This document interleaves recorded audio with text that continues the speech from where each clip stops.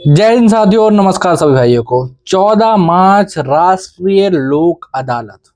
क्या होगी लोन की सेटलमेंट? अगर राष्ट्रीय लोक अदालत का समन या नोटिस आपको आया है, वहां जाना जरूरी है या नहीं है? क्या सच में वहां पर सेटलमेंट होती है या फिर एक्चुअली में वहां जाके कोई फायदा नहीं है? बहुत सारे हमारे भाइयों का यही सवाल आता है, यही क्वेश्चन वो पूछते हैं। दरअसल हुआ क्या है, इस मार्च के अंदर, अभी जो 8 मार्च में मैं ये वीडियो बना रहा हूँ, ठीक है, लमसम 1 से लेके 8 मार्च में 90% लोन डिफॉल्टर्स के पास राष्ट्रीय लोक अदालत का नोटिस पहुंचा है, ठीक है। और उसमें कोर्ट की मोहर लगी रहती है, साइन हो रखे होते हैं, कोर्ट का नाम, एड्रेस, सारी चीजें दे रखी होती है। बहुत सारे भाई लोग इसको लेके इधर डोलते हैं, इधर घूमते हैं, पता करते हैं कि आखिरकार ये है क्या। बहुत सारे भाइयों को तो पता नहीं होता, जिनको पता होता है उनको भी गलत गलत इन्फॉर्मेशन दी गई होती है। देखो, राष्ट्रीय लोक अदालत, ठीक है, ऐसा नहीं है कि पूरे साल में सिर्फ और सिर्फ एक बार लगती है राष्ट्रीय लोक अदालत। बट हर क्वार्टर में, लमसम हर 3 महीने में एक बार लोक अदालत जरूर लगती है, ठीक है। हाँ, मार्च वाली लोक अदालत में थोड़ा फायदा ज्यादा होता है कि अगर आपका लोन विंटेज हो चुका है, आपके लोन अकाउंट ज्यादा पुराना हो चुका है, तो शायद आपके लोन अकाउंट पे ज्यादा अच्छे ऑफर मिल जाए। जैसे कि जितने भी केसीसी के लोन होते हैं, ठीक है, या फिर किसान क्रेडिट कार्ड होते हैं, वो सारे वहां पर सेटल हो जाते हैं बहुत आराम से, ठीक है। सपोज करो आपका कोई कार का लोन है, ओके। अब कार के लोन के आपकी ऐसे सेटलमेंट नहीं मिल रही है, तो आप वहां जाके सेटलमेंट की बात कर लेते हो, वहां सेटलमेंट का ऑफर मिल जाता है आपको। लेकिन अनसिक्योर लोन, जितने भी अनसिक्योर लोन है ना, उनके लिए लोक अदालत नहीं है। मैं आप लोगों को जेन्युइनली जवाब दे देना चाहता हूँ, क्यों नहीं है, इसके बारे में बात करेंगे। और पहले इसके नोटिस के बारे में बात करते हैं कि राष्ट्रीय लोक अदालत जब बैंक की सेटलमेंट में, आप लोगों को क्लियर कट एक चीज बता देना चाहता हूँ, हर साल कम से कम 4 बार लगती है लोक अदालत, ठीक है, राष्ट्रीय लोक अदालत और लोक अदालत। अब भाई साहब 4 बार लग रही है, लेकिन सेटलमेंट लोक अदालत के अंदर बिल्कुल ना के बराबर होते हैं।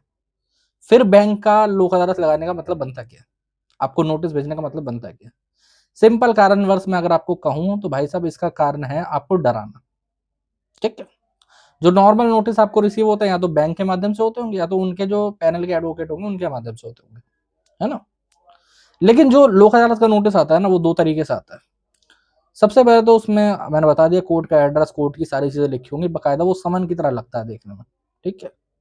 और वो आपके लोकल भाषा में भी आपको मिलेगा। अगर आप कहीं रूरल एरिया में वहां रह रहे होगे, तो भाई साहब आपको हिंदी में मिलेगा। जैसे मेरे गुजरात के जितने भी सब्सक्राइबर हैं, उन सबको गुजराती में मिलता है, महाराष्ट्र वालों को मराठी में, सोच लो, ठीक है। अब मराठी में नहीं, आई गेस उनको हिंदी में आता है, ठीक है। बट ये जो साउथ के साइड है, वहां पर उनकी लोकल लैंग्वेज में उनको रिसीव होता है कई बार, ठीक है। अब ऐसा करा क्यों जाता है? देखो, पहले तो आदमी यही देख कर डर जाता है कि यार ये कोर्ट से तो नहीं आया नोटिस, ये क्या चीज है ये। इसमें तो इन्होंने पूरी डिमांड कर रखी है, बोला है किस डेट को आना है, ठीक है।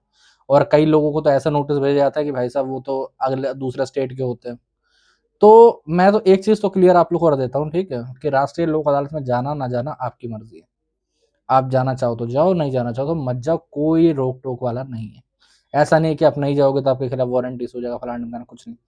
अक्सर रिकवरी वालों के द्वारा ऐसा कहकर डराया जाता है। जैसे मेरे एक सब्सक्राइबर थे, उनको व्हाट्सएप पर राष्ट्रीय लोक अदालत का नोटिस भेजा गया, ठीक है, और तुरंत ही व्हाट्सएप पर कॉल भी आ गया रिकवरी वाले का, और कहा गया कि देखो मैं लीगल टीम से बात कर रहा हूँ, तुम्हारा नोटिस आ गया, ये पूरी चीजें हैं, इनको चेक करवा लो और आ जाना, अगर नहीं आए तो तुम्हारे नाम का वारंटी हो जाएगा और पैसे लेके आना, ठीक है। तो भाई साहब, लेकिन वो हमारे सब्सक्राइबर थे, तो उन्होंने पहले वीडियो देख रखे थे, वो समझ गए, उन्होंने थोड़ा तोड़ पानी उसका कर दिया अच्छे से, समझे। अब सेकंड चीज पे आ जाता है कि दूसरा डराने का तरीका क्या है। एक तो भाई कोर्ट की मोहर वोहर देख के आदमी डर जाता है। सेकंड चीज है ना, लोक अदालत का नोटिस दो माध्यम से भेजा जाता है। मैं बताऊं कैसे। एक माध्यम होता है नॉर्मल स्पीड पोस्ट से आपके घर पे आ जाएगा वो, ठीक है। एक माध्यम होता है कि जो आपका नजदीकी पुलिस थाना होगा, जो भी आपके एड्रेस पे मेन पुलिस थाना होगा ना, वहां पर उसको भेज दिया जाता है कि आप जाके इसको रिसीव करवा दो कस्टमर को। अब कई बार पुलिस वाले का फोन आता है कि जी आपके नाम का ये आया है, ठीक है। अब वो क्या होता है कि वो पुलिस वाले जो होता है, वो ये नहीं बोलता कि लोक अदालत का सामान है या फिर ऐसे, वो कई बार ये बोल देते हैं कि आपके नाम का कुछ आया, वारंट या फिर नोटिस वगैरह कुछ आया, तो आदमी ऐसे ही डर के आधे से ज्यादा वो हो जाता है। उन पे अगर ऐसा कोई भी कॉल आया तो सीधा पूछो कि भाई लोक अदालत का नोटिस आया है क्या। तो वो आया होगा, आपको रिसीव करवाएंगे, साइन लेंगे, बात खत्म हो जाएगी वहीं पर। उनका काम वहां पर सिंपली आपको नोटिस रिसीव करवाना है, ठीक है। अब उन भाइयों का मैं आपको एक वो बता देता हूँ, ठीक है, जो जो राष्ट्रीय लोक अदालत गए या फिर लोक अदालत गए अनसिक्योर लोन के रिगार्डिंग, और उनको क्या क्या वहां पर डिफिकल्टीज आई हैं। सबसे पहले तो देखो, सबसे पहले मैं आप लोगों को बता दूं कि हर एक लोक अदालत में ना, हर एक बैंक, हर एक एनबीएफसी जो भी आपको नोटिस भेजती है, वो अपने एम्प्लॉय के ऊपर एक कैप सेट कर देती है, एक लिमिट लगा देती है कि आप ज्यादा से ज्यादा ऑफर दोगे सेटलमेंट का तो 50% का दोगे, उससे नीचे नहीं जा सकते। अब जो वहां पर बैठे हुए हैं उनको भी पता है कि भाई साहब लोन सेटलमेंट आराम से हो जाएगी, अगर इनका विंटेज वगैरह हो गया लोन तो आराम से 10-20% में हो जाएगी। बट वो भी आपको ऑफर नहीं दे सकते क्योंकि भाई लिमिट लगी हुई है वहां पर। समझ रहे हो? चाह कर भी नहीं दे सकते। अब ऐसे में जब चाह कर ऑफर नहीं दे सकते तो कई बार कस्टमर जाते हैं और वहां पर बात करते हैं, वो 50% का ऑफर बोल देते हैं। जैसे मान लो 2 लाख रुपए का लोन है, अब वो सेटल होना चाहिए 20,000 रुपए में, और वो कह रहे हैं भाई साहब कि हम 1 लाख रुपए लेंगे, तो कस्टमर वहां से उठ के आने लगते हैं। ऐसे ही मैं अपने कस्टमर का किस्सा बताऊंगा। यूपी के गोरखपुर के थे, ठीक है। उन्हें भी लोक अदालत का नोटिस रिसीव हुआ, ठीक है। हम पे दिखवाया, मैंने बोला कि अभी तो आपका लोन राइट ऑफ वगैरह भी नहीं हुआ है, अभी जाके कोई फायदा है नहीं, और वैसे भी राइट ऑफ भी अगर हो जाता है तो आप ऐसे सेटलमेंट कर सकते हो लोक अदालत के बाहर ही, ठीक है। बट वही है कि कई लोगों का दिमाग ना अलग काम करता है। उन्होंने बोला यार अगर मैं नहीं गया तो मेरे साथ कुछ हो गया तो मैं एक काम करता हूँ, चला ही जाता हूँ। अब जब वहां पर गए तो वहां पर उन्हें बैठाया गया, बातचीत करी गई, उनके भले की बात, रिकवरी वाले तो जो एम्प्लॉय होता है वो तो भले की बात करता है ना हमेशा, चाहे वो कितना भी गलत बोल रहे हो। आपका ये हो जाएगा, फलाना हो जाएगा, सेटल करो, खत्म करो। उनको भी एक ऐसे ही मोटा 50% का ऑफर दिया गया। अब कस्टमर के पास यार अगर 50% पैसा होता, वो लेके बैठा होता, तो वो ईएमआई नहीं भर रहा होता, वो लोन डिफॉल्ट ही क्यों करता? सोचने वाली बात है ना। अगर किसी के ऊपर 10 लाख रुपए का लोन है और उसके पास 5 लाख रुपए रखे हुए हैं, तो भाई साहब वो ईएमआई भरेगा ना, वो लोन डिफॉल्ट क्यों करेगा? सीधी सी बात है ना। तो कस्टमर ने भी कह दिया कि भाई साहब यार मैं तो नहीं कर पाऊंगा इतनी सेटलमेंट, मैं जा रहा हूँ वापसी। तो उन पे बोला गया कि ये पेपर है, इस पे साइन करो, ये करो, फलाना करो, ढिमकाना करो, हम जाने नहीं देंगे, ऐसे नहीं जा सकते, आप यहाँ पर आए हो, इसका प्रूफ हो गया है हमारे पास। तो फिर उन्होंने डर के मुझे फोन मिलाया और मेरे पे बोला कि सर ऐसा तो ये लोग मना कर रहे हैं, बोल रहे साइन करो, अब आप आ गए हो तो आपको करनी पड़ेगी सेटलमेंट, वरना आपके खिलाफ ये हो जाएगा, वो हो जाएगा।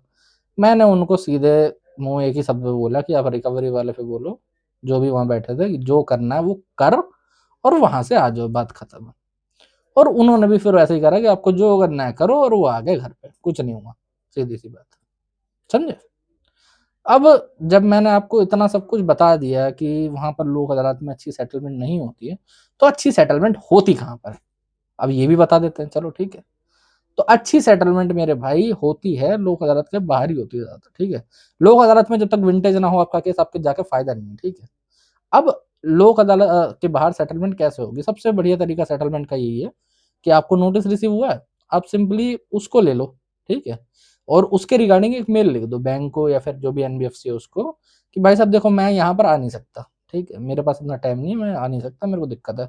कोई भी इशू बता दो, मेडिकल इशू, अपना फाइनेंशियल इशू, कि पैसे नहीं जाने तक के, ऐसा ही बोल सकते हो आप, कोई दिक्कत नहीं है।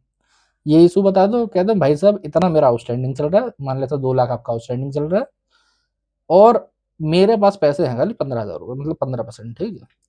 तो आपको अगर सेटलमेंट का ऑफर देना है मेरे को, तो मैं 15% पे सेटलमेंट कर सकता हूँ इसकी, 15,000 रुपये में। ये डेट रहेगी, इतना इतना मेरे को पैसा मैं भर सकता हूँ इस डेट पे। आप अगर अग्री करते हो तो सेटलमेंट का ऑफर निकाल दो, सेटलमेंट लेटर मुझे भेज दो।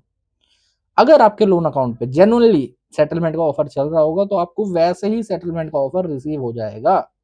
कई लोग बोलते हुए मैंने देखा है कई लोगों को कि जो सेटलमेंट है वो लोन रिकवरी वाले ही करवा सकते हैं, उनके अलावा नहीं कर सकते। अरे मेरे भाई ये बिल्कुल ही पागल करने वाली चीज है। लोन रिकवरी वाले कौन होता है? थर्ड पार्टी रिकवरी एजेंसी से होता है वो। जब आप उन पे बोलते हो ना कि मेरे को सेटलमेंट करनी है, वो जानते हो क्या करता है? पीछे जाके कंप्यूटर चेक करता है, जो मेन सर्वर का होता है बैंक का या फिर एनबीएफसी का, कि भाई साहब इस लोन अकाउंट पे ऑफर है भी कि नहीं है। और तब जाके वो ऑफर बताते हैं। अगर मान लो 20,000 का ऑफर आ रहा होगा ना आपके अकाउंट पे, तो वो 30 बताएंगे ताकि उनको बढ़ा चढ़ा के कमीशन मिल सके। समझे? अब यही मेन चीज जो तुम्हें जो रिकवरी वाला करेगा वो आप अपने एंड से कर सकते हो, कोई दिक्कत नहीं है, वहां से ऑफर निकाल सकते हो। और वैसे भी मार्च चल रहा है, तो मार्च में तो सबसे बढ़िया सेटलमेंट का ऑफर मार्च में ही मिलते हैं। तो आप लोग जाना चाहो तो लोक अदालत जा सकते हो, नहीं जाना चाहो तो मत जाओ, कोई प्रॉब्लम नहीं, कोई दिक्कत नहीं। आप लोग घर बैठे भी आराम से एक अच्छा सेटलमेंट का ऑफर पा सकते हो, ठीक है। ऐसा नहीं है कि आपको डरने की जरूरत है, आपको घबराने की जरूरत है, कुछ नहीं होने का मेरे भाई। अनसिक्योर लोन है, कोई प्रॉब्लम नहीं आने की, ठीक है। और सिक्योर लोन में भी अलग अलग तरीकों से आपका बचाव होता है। आप उसके बारे में भी समझ सकते हो, समझ रहे हो? ऐसा कोई नहीं कि डरने वाली बात है कि आपको ये हो जाएगा, फलाना हो जाएगा, ये कर देंगे, वो कर देंगे।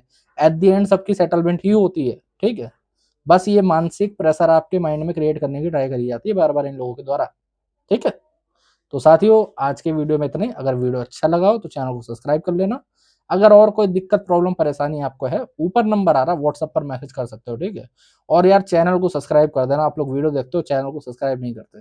अगर आपको अच्छा लगता है वीडियो देखना तो चैनल को सब्सक्राइब जरूर करा करो, ठीक है? साथियों आज के वीडियो में इतना ही। जय हिंद।